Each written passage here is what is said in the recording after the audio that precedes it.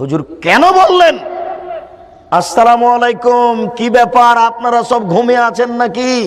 আমার উত্তর দিলেন না কেন? আবার হুজুর বলছেন আসসালামু আলাইকুম, আপনারা জোরে বলেন আসসালামু আলাইকুম। হুজুর এই মিথ্যা নীতি কোথায় পেলেন? হুজুর আসসালামু আলাইকুম দিয়ে বক্তব্য শুরু করবেন, কে উত্তর দিল না দিল তার দেখার বিষয় নয়।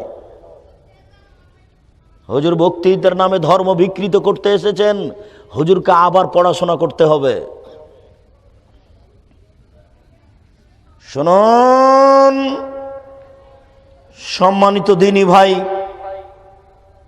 আলেম বড় বিপদে, হুজুর বড় বিপদে, হুজুর নিজেই বুঝেন না। হুজুর যে কত বড় বিপদে হুজুর বুঝতে চাচ্ছেন না। যার মাথাকে ফাটিয়ে চৌচির করে দেওয়া হচ্ছে ইনি হুজুর। এরপরে ওই যে আপনি দেখলেন একটা গর্তের মধ্যে ধাঁধা ধাঁধা করে আগুন জ্বলছে, নারী এবং পুরুষ উলঙ্গ হয়ে জমা ধরে আগুনে জ্বলছে। এ হচ্ছে ব্যভিচার। ব্যভিচার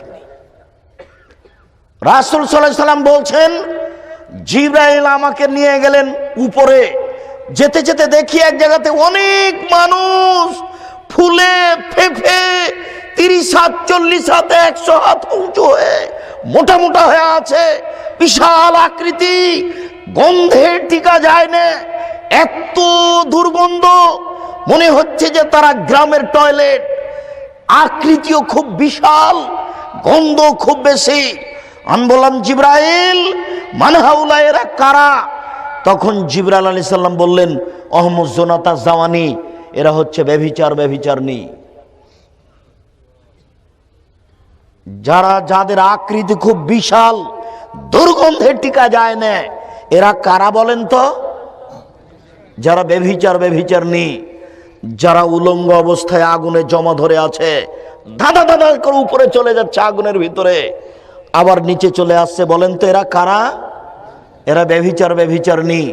রাসূল সাল্লাল্লাহু আলাইহি সাল্লাম বলেছেন, মহিলাদের ব্যভিচারনী মহিলাদের লজ্জা স্থানের গন্ধে জাহান্নামীরা জাহান্নামে টিকতে পারবে না। ব্যভিচারনী মহিলাদের লজ্জা স্থানের গন্ধে জাহান্নামীরা জাহান্নামে টিকতে পারবে না। ব্যভিচারনী মহিলাদের লজ্জা স্থানের গন্ধে জাহান্নামীরা জাহান্নামে টিকতে পারবে না। আপনাকে শরীয়ত বুঝাতে অক্ষম, দুঃখিত।